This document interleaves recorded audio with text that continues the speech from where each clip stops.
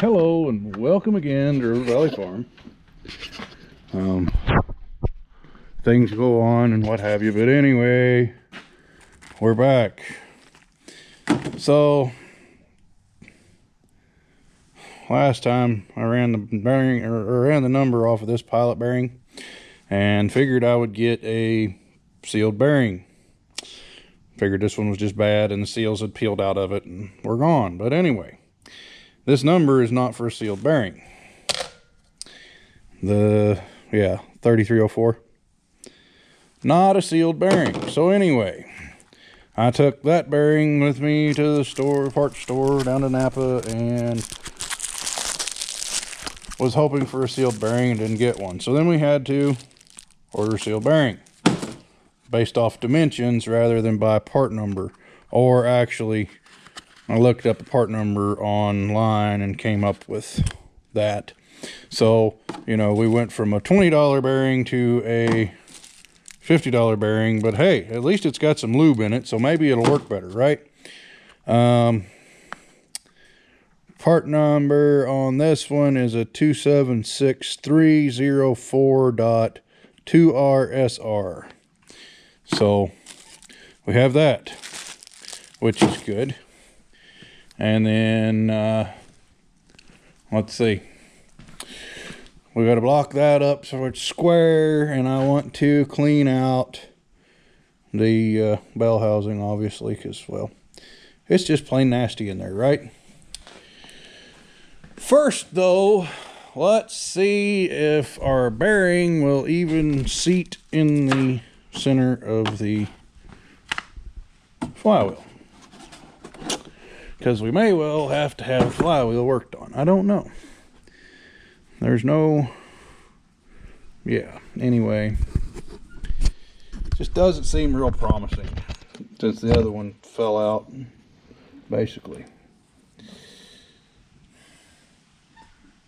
I need something for this to hang on. Anyway, I guess my hand will do.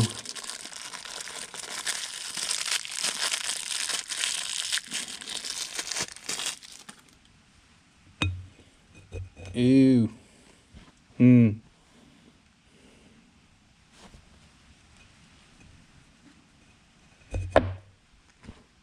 Might be a little loose. Always something, right?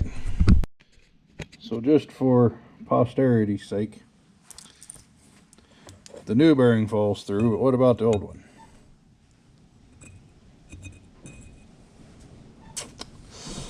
It needs to fit a little tighter than that, I would think.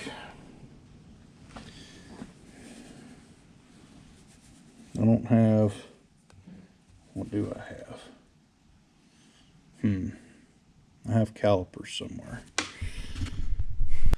Alright, so no calipers to be found. I don't know who I lent them to or what have you, but anyway. So it looks like, alright, so the bearing is not going to pass through here. It is going to go to that point and stop. So that is good. Anyway, so it's going to go to that point and that's where it's going to sit.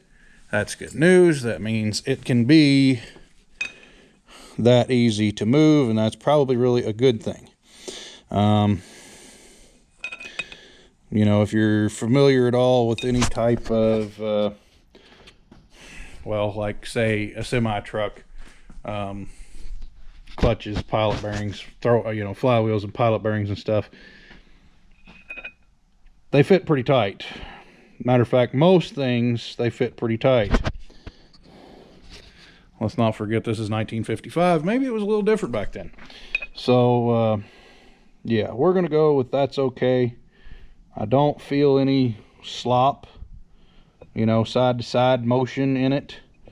So we're going to go with it's okay. It's just, easy to fit. We'll call it easy to fit.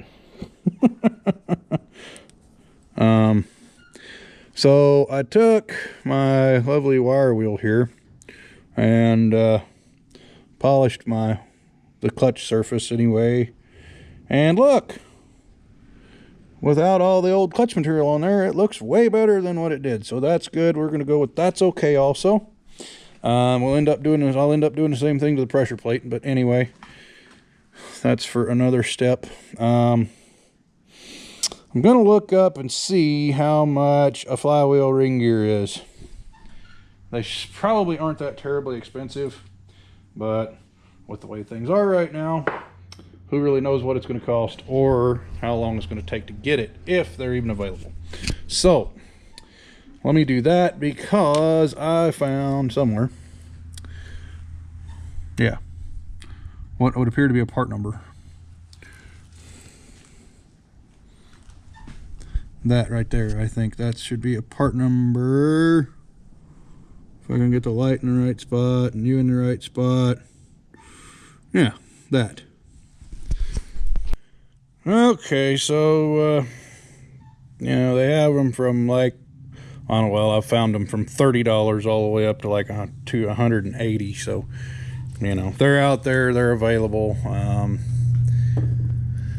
For clarity's sake, this over here is probably really what the teeth are supposed to look like. You can see, maybe you can see anyway, they're not square like they are over here. I have a slight hang on.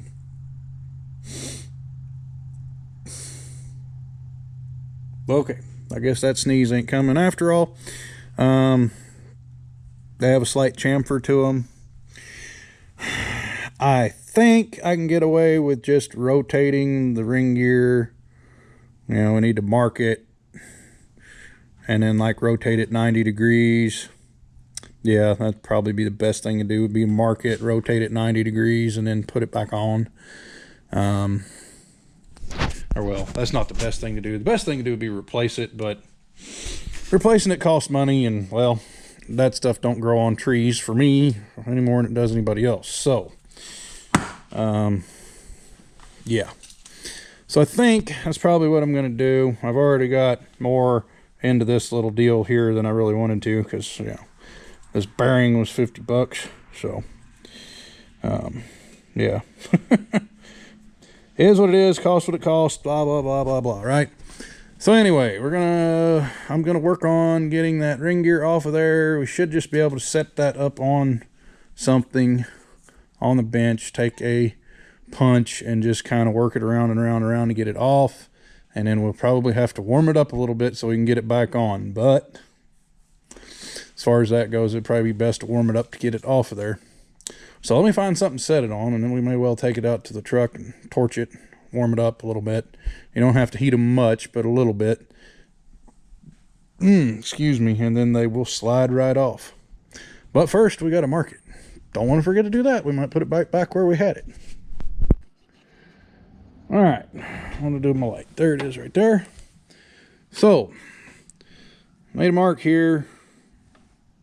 Yeah, you can see it there. Our wear spot is over here. This is where our teeth are worn the most.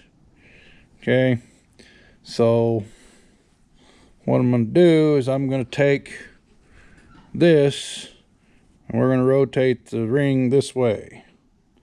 Like I said, we're going to try and go about 90 degrees, even though we only have 30-35 degrees of teeth that are messed up. We need to go quite a ways with it. So that's what I'm gonna do anyway. If I was to say 90 degrees, which I could really, I guess I could lay out some type of a thing here so we could get it accurate. Maybe. This thing right here might do us. This thing here might do us. So, how we're going to show you guys this, I don't know, because, well, I don't have my tripod set up. But anyway, so if we go with that like that, and roughly centered on our pilot bearing, roughly. Again, we're not 100% accurate. It doesn't really matter. But it makes me feel better. So anyway, I put my thumb on there to mark the spot where I want it to go to. And a little one tooth past that. And of course that's all yucky. Anyway, mark that. So we know where we're at here. Now,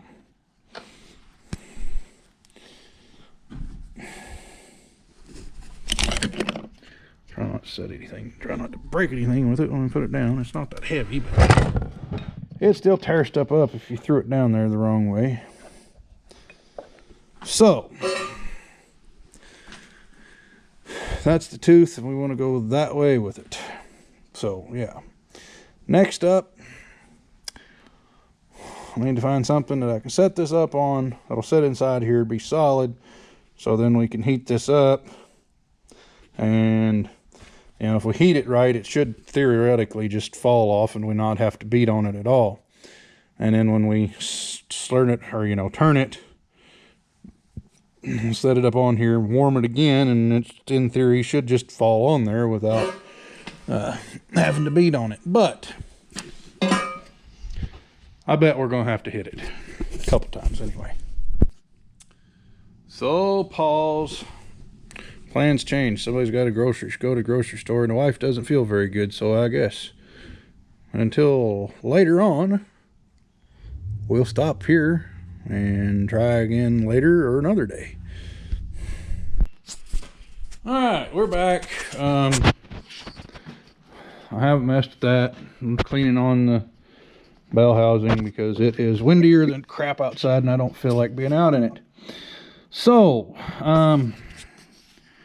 you can see we're making headway. We've scraped and sprayed and wiped and carried on.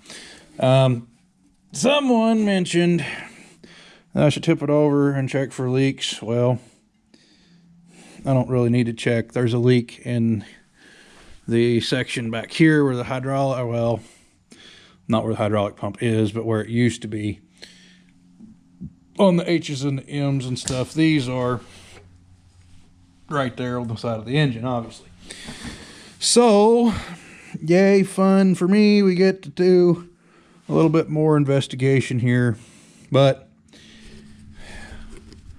you know, this thing's got to be a little curly boy's tractor, so I guess I better make it right. I haven't even really asked him if he approves of black yet, but I think he'll be okay with it. So, yeah. Anyway, cleaning. Lots and lots of cleaning to do. I took this cover off so I had some place to drop the crud out. Made it nice and shiny and black while I was doing it. Nasty. Anyway, it's a bell housing. They're supposed to be nasty, right? So, all that being said, stay tuned. This thing's going to be a process. If it wasn't a project, it probably wouldn't be here. So, yeah. Eventually, we'll get somewhere with something. So, until then, thanks for watching, and I'll be back with more interesting content to do with an International 300 and whatever other fun stuff I find to do in the meantime, like putting a gooseneck ball in a 95 F250 and other stuff. So, ride along.